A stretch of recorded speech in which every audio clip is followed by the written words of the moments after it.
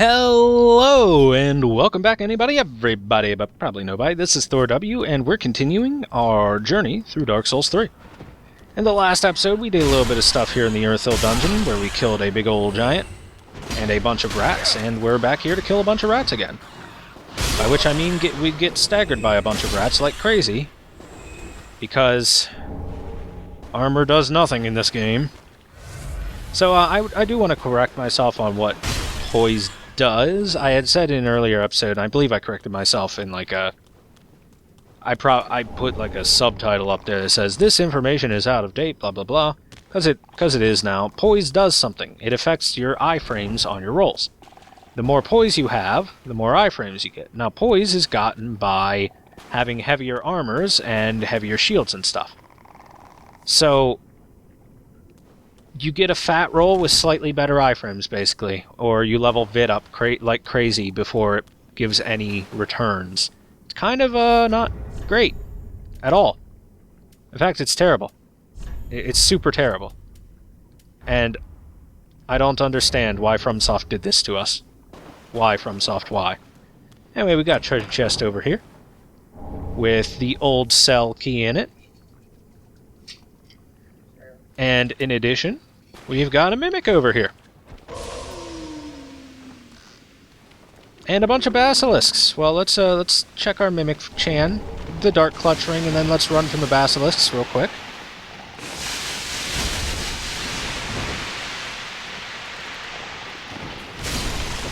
Gotta be a little bit careful about these guys. As always, basilisks are able to kill you instantly. Luckily, the jailer equipment is rather good against curse.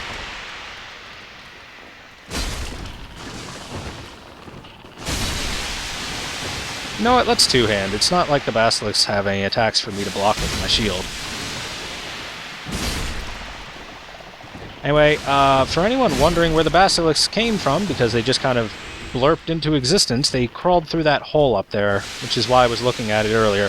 I was trying to see if there was any indication whatsoever that the basilisks even existed. And there's not. They just kind of drop in. Okay, curse buildup is done. Good. Anyway, the reason why I did not murder... I can't use it with this, can I? Darn, that's annoying. Anyway, the reason why I didn't murder that Mimic right away is because I want to show this Mimic off a little bit. Because this Mimic is special, in that it crawls around like that and is creepy as hell.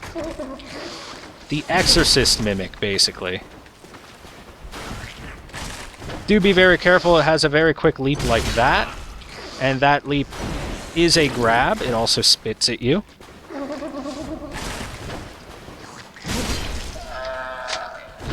And it has its own special death animation when it dies. Wait, shouldn't it have dropped me something? I'm almost positive that guy... Oh wait, I took the Dark Clutch Ring already. Oh, duh. Sorry, little bit of scatterbrain. I forgot I did that because I took the time to kill all those basilisks before the Mimic fight, because basilisks are scary. And dying to curse is not fun. I already died to the giant like 10 times for no reason. It was just twice, actually. Oh god, I'm trapped like inside of them. Fine. Fine then. Oh, I got him. Okay, cool. That was, interesting. That was very interesting. Well, we got him. Rats, man. Why are rats so strong in this game? Dung pie! So you're supposed to run in there and go for the dung pie, and then the rats attack you, but they were already, like, in the process of running at me. So, let's lift that gate. And let's grab this item, large titanite shard, and let's look over there and say no. No, I don't want to have anything to do with that right now. That's a little scary. Instead, we're going to come back here to this gorgeous view, grab this dragon torso stone, which I'll look at in a second, but first, grab the binoculars, and look out over there, this cold, frigid area. And you see there are buildings off in the distance. That is an area that we can go to in the future, and will be going to in the future, but we can't quite go there yet. And there's even... is it not here? Oh, okay. Whatever. Well, there's a lift over here that we can take. And an item there. We'll get that on the way back down. We'll be coming back down in just a moment. And this lift takes us over to an item on the corpse. Large soul of a nameless soldier. And a door to open. And if you remember this area, this is the early Irithyll dungeon. So there's another shortcut that we've opened up that goes a little bit further. We go a little farther each time. This is the thing that I really love about Dark Souls world creation.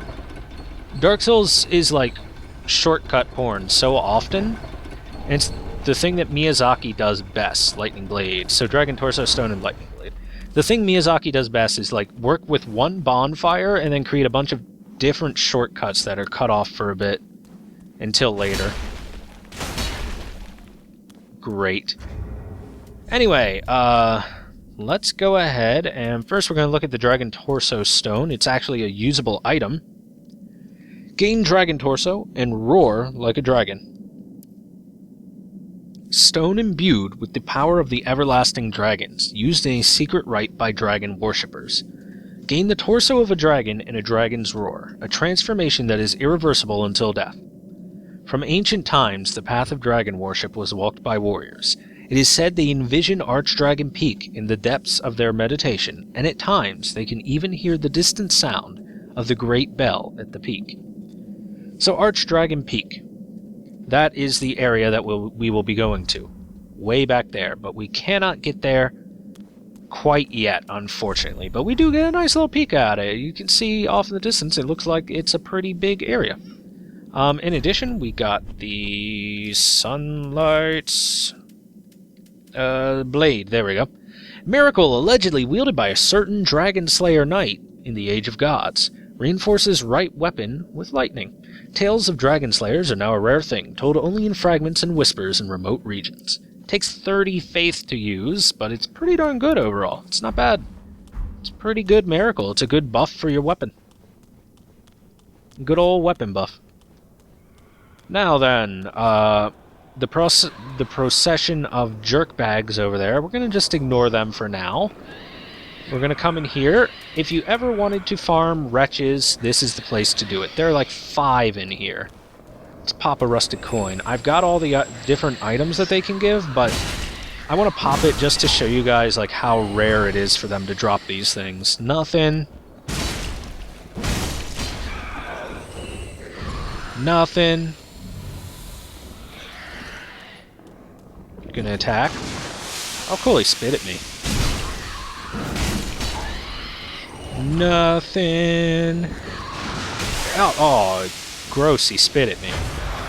I know it was all cool though. Oh yeah, he used his weapon ability. You know they could do that? That's so cool. That's cute. I mean, they're not cute, but it's cute that they do that. And we get the Profaned Coal. So if you take a look, absolutely none of them dropped a single thing. That's how rare their drops are. And they have the dagger and the spear drops that I had to farm. Oh, you can guess how many of those guys I killed. It was a lot. It was a lot. Anyway, Profaned Coal. Which we'll take a quick peek at. Coal used for weapon infusion. Remnants of the fire that burned down the Profaned Capital, preserved in an icy skull. Give to the blacksmith in the shrine to allow the use of gems for dark, blood, and hollow infusion.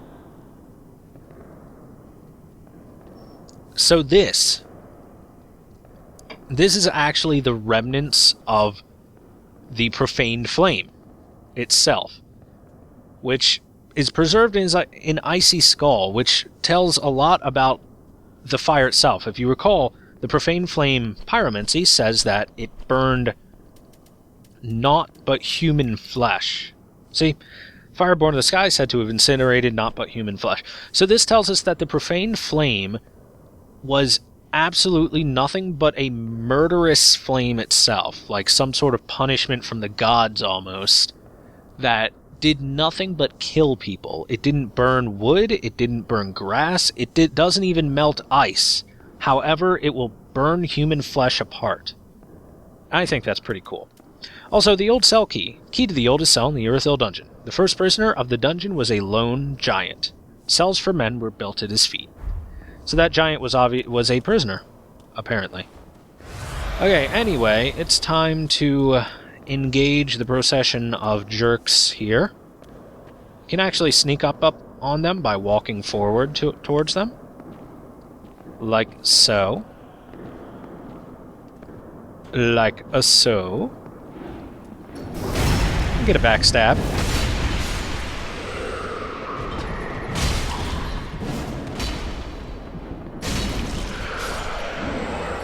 Do want to be a little careful about these guys because there are a lot of them. That's the main reason why we want to be careful. Look at them. Look at her.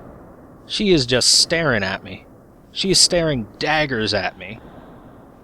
Unmoving even. Oh, good. Her lantern changed. She don't care about me no more. However, I care deeply for you.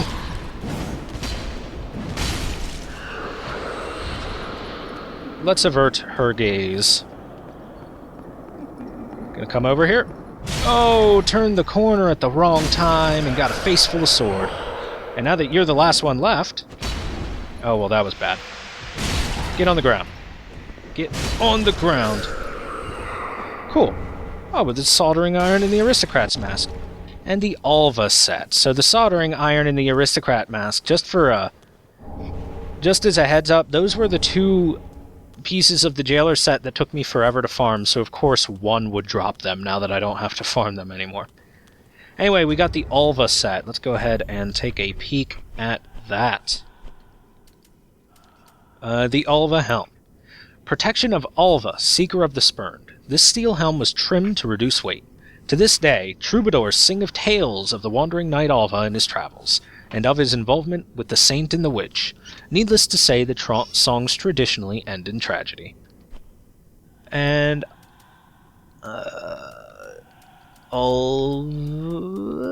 armor. I believe same thing. Steel body armor was trimmed to reduce weight. Yep. All the stuff is all going to be the same thing, it looks like. Sure is. So, his travels and his involvement with the saint and the witch. That's something that's been around since, like, Dark Souls 1 at the very least. I don't know enough about Demon Souls lore off the top of my head to know if it was something then, but certainly a thing in Dark Souls 1. Oh, hey, look, a Mimic. Again, we're going to use the Undead Hunter Charm method because I don't feel like actually fighting him.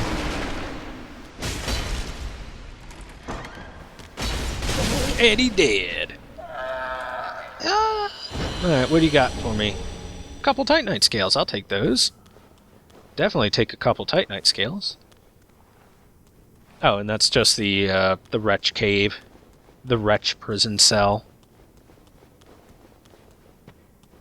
Alright, let's go on in here. We've got the Xanthus Ashes, and the Dust Crown Ring. Thank you for that.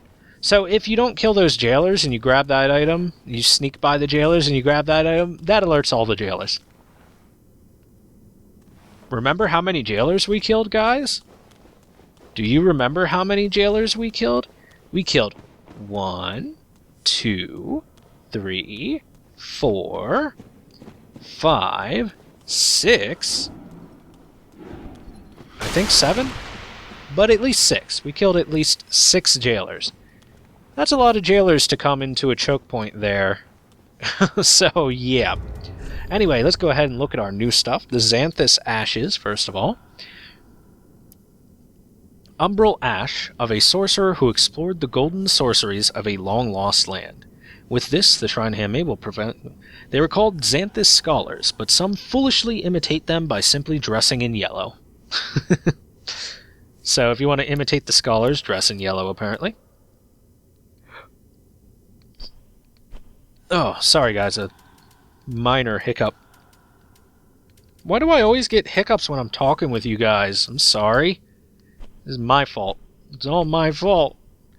What was the other thing we picked up? Oh, crap. Oh, no, not like this. Not like this. I completely forget the other thing we picked up. Dust Crown Ring. That's it. Ooh. Ooh. Leaf-colored crown ring bestowed upon the Princess of Ulasil, the ancient land of golden sorceries. Reduces spell FP consumption, but also lowers HP. Ulasil is synonymous for its lost sorceries, of which the Xanthus sorcerers are dedicated scholars. This crown ring is a rare artifact of great magic heritage. So, the very fact that we find those in this prison cell on these corpses tells us that these were probably Xanthus scholars at some point before they hollowed out and just became nothing, since you get the Xanthus Ashes and the Dust Crown Ring. I'm actually really surprised the Dust Crown Ring would survive all these eons of time. Oh, in case you can't see that, that is her. Yes, I hear you. I understand. And she is protecting this jail cell here, which is locked. Well darn. But if you take a close look back there, there is someone inside the jail cell. We'll be attempting to speak with that person in the near future. I don't think there's anything in here other than that guy. I'm pretty sure that guy is literally all that's in this jail cell. So, screw you, dude. You can hang out in there, Bloodborne. I'm not going to open your cell for you. Get wrecked.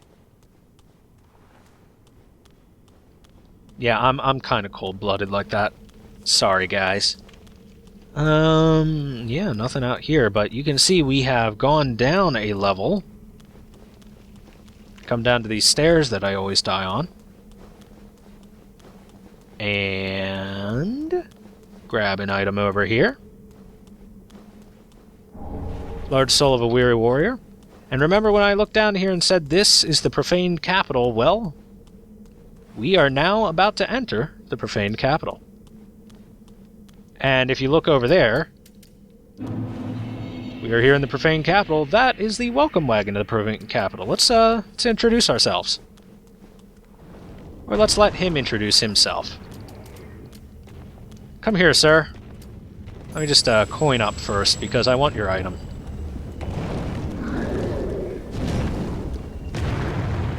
Hi there.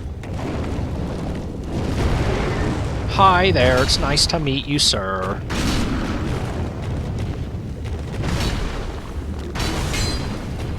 Wow, what happened there? Put your shield down. So yeah, he can shield himself with his wing, which is kind of cool. That's a stone gargoyle, and he didn't drop anything for me. Well, nutter butters. That's unfortunate.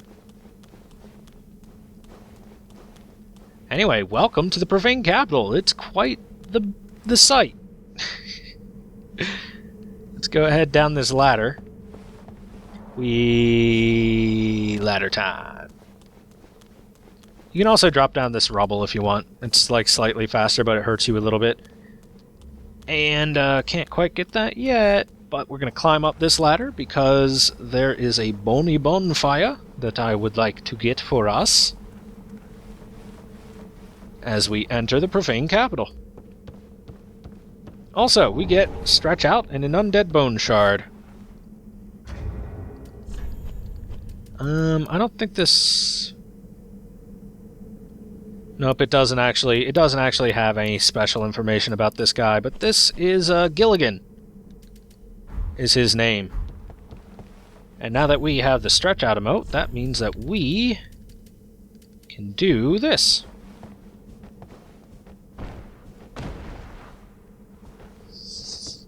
We can actually hide ourselves inside of his body pretty darn well.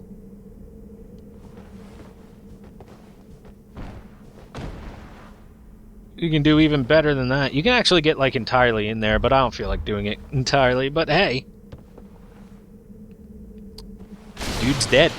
Thanks for the Stretch Out emote and the Undead Bone Shard. Let's go ahead and light our bonfire.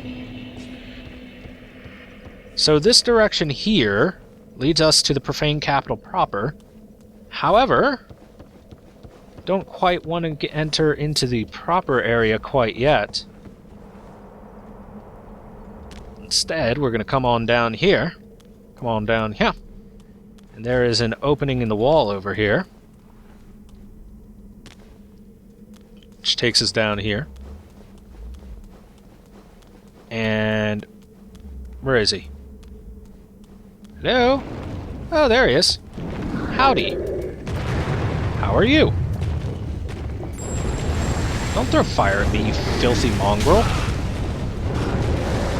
I'm basically royalty compared to you. Get out of here.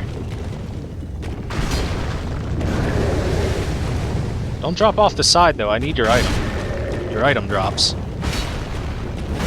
Alright, drop me something. Come on. The Gargoyle Flamehammer. Exactly what I wanted. Okay, Gargoyle Flamehammer. Let's take a look at that.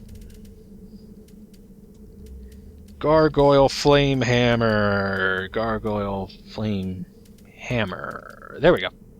Stone torch hammer wielded by gargoyles of the Profaned Capital. The Profaned Flame, which never goes out, imbues this weapon with a fire attack. Skill kindled flurry. Anchor weapon in earth and use strong attack to launch successive volleys of fire from the tip of the hammer. So if we take a look at it, you'll see, yes, it is a flame. With the Profaned Flame, specifically. And it's actually got a pretty good moveset overall. I kind of like it. Most of it are straight down slams. Not really a lot of side swipes unless you two-hand in R1, which isn't bad. And we'll show off the weapon art. Why not? Yeah! Launch that fire. Launch that fire. So yeah, that's not a very bad weapon, just for funsies. I'm probably going to use it a little bit in the near future. So let's climb up this ladder. These are some rusted coins, in case you were wondering exactly what was hanging from the window there. And with that, I think we'll climb up one more ladder. And I will do some business in Firelink. Very specifically, I'm going to go give those Xanthus Ashes to the Shrine Handmaid. And Estus Flask Increase and Undead Bone Shard to, yeah, make our Estus better. I think that's a fine use of a little bit of time here. Hello. Gracious, gracious, passing fine ash. Blah blah blah blah blah blah. She actually, I wish she would say something new. So this lets us get the Xanthus Overcoat, yellowish overcoat covering a band of brass medallions. Xanthus clothing is the mark of a researcher of lost sorceries, and the number of medallions denotes their success. A point of pride for the researchers, even if the significance is lost on others. And it says that for all of them. Yellowish stuff. And that's what that gets us, and I think I'll call that an episode. So yeah, thank you guys so very much for watching. By the time you're back, I'll have our Estus flasks up to go, up to snuff, and we'll be good to go. So thank you guys so much for watching. See you next time, guys. Bye-bye.